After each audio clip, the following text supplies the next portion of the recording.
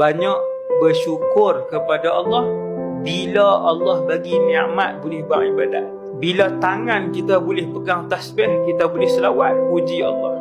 Terima kasih ya Allah, pilih aku di kalangan mereka yang mengabdikan diri kepada kamu. Alhamdulillah, puji Allah, sebut Alhamdulillah. Sebab Alhamdulillah ni pengikat nikmat.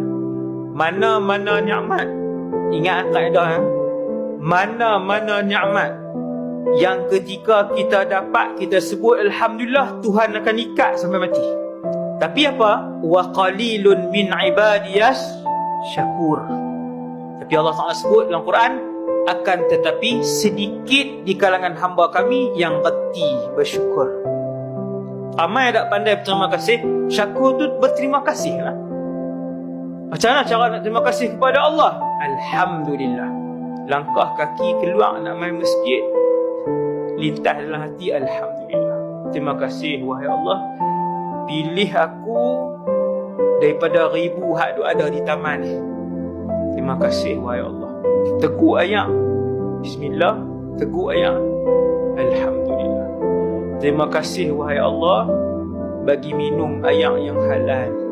Ikat nikmat dengan banyak menyebut Alhamdulillah.